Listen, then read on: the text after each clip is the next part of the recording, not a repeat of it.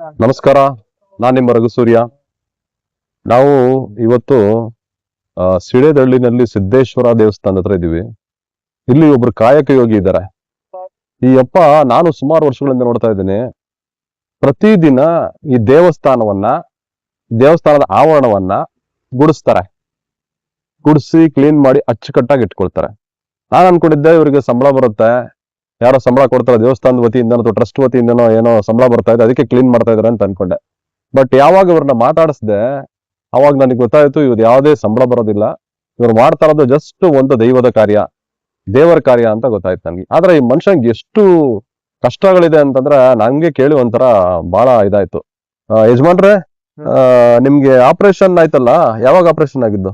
2 ವರ್ಷ ಆಯ್ತು ಸರ್. ಯುಗಾದಿಗೆ 2 ವರ್ಷ ಆಯ್ತು ಆಪರೇಷನ್ ಆಗಿ. ಇದು ಏನ್ ಆಪರೇಷನ್ ಆಗಿದ್ದು?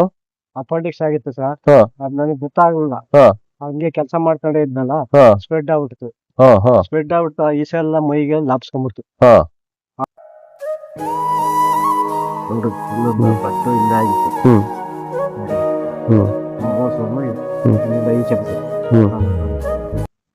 ಯಜಮಾನ್ರೆ, ನಿಮ್ಗೆ ಮಕ್ಕಳು ಎಷ್ಟು ಜನ? ಅದೇ ಒಬ್ಬನೇ ಗಂಡ್ಮಗ ಇದ್ದಿದ್ದು ಸರ್. ಹಾ. ಅದೇ ಆಕ್ಸಿಡೆಂಟ್ ಆಗಿ ಧರ್ಮಸ್ಥಳಕ್ಕೆ ಹೋಗಿ ಬರುವಾಗ ಹಾ. ಚುಂಚನಗಿರಿ ತವ ಹಾ.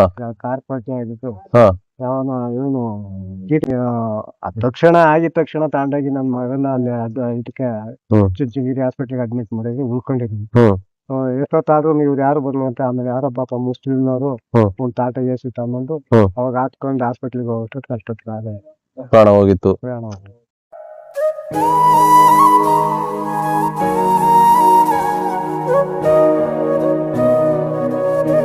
ಮಾಡ್ಬೇಕಾದ್ರೆ ನಮ್ಗೆ ವಯಸ್ಸಿಲ್ಲ, ಹಾ. ಎಲ್ಲ ಬೇರೆ ಕಡೆ ಹೋಗಿ ಕೆಲಸ ಮಾಡಕ್ಕೆ ಹಾ. ಇಲ್ಲ. ಇದ್ಬೋನ ಸೆಕ್ಯೂರಿಟಿ ಡ್ಯೂಟಿ ಹೋಗೋಣ ಅಂದ್ರೆ ನಮ್ಗೆ ವಯಸ್ಸು ಕೇಳ್ತಾರೆ. ಹೌದು.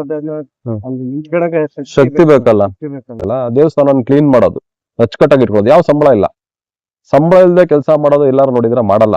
ಸಾಮಾನ್ಯ ಯಾವ ಜನನೂ ಮಾಡಲ್ಲ. 1 ನಿಮಿಷ ಬಾ ಅಂತಂದ್ರು ದುಡ್ಡು ಕೇಳ್ತಾರೆ.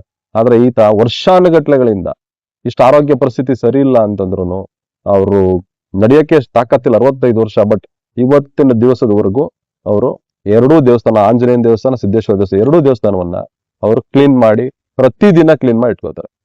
ಸೊ ಈ ಒಂದು ಇವರ ಕಾರ್ಯಕ್ಕೆ ನಮ್ ಕೈಲಾಗೋದು ಇಷ್ಟು ಸೇವೆನ ಮಾಡ್ತೀವಿ. ಇದಕ್ಕೆಲ್ಲ ನಿಮ್ಮ ಆಶೀರ್ವಾದ ಇರಲಿ. ಮತ್ತೆ ಇನ್ನೊಂದು ಇದು ಉದ್ದೇಶ ಅಂದ್ರೆ, ಈ ವಿಡಿಯೋ ಮಾಡ್ತಾ ಇರೋದು ಏನೋ ಪ್ರಮೋಷನ್ ಅಥವಾ ನಮ್ಗೇನೋ ಹೆಸರು ಬರ್ಲಿ ಅಂತ ವಿಡಿಯೋ ಮಾಡ್ತಾ ಇಲ್ಲ. ಇದರಿಂದ ನಿಮಗೆ ಪ್ರೇರಣೆ ಆಗ್ಲಿ.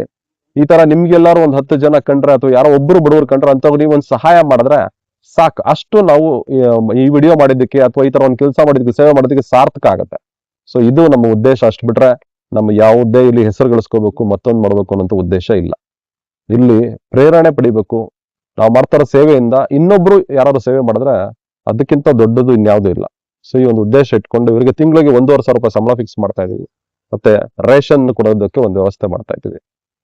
ಇದೆಲ್ಲದಕ್ಕೂ ಅವಕಾಶ ಮಾಡಿಕೊಂಡ ನಿಮ್ಗೆಲ್ಲರಿಗೂ ಧನ್ಯವಾದಗಳು.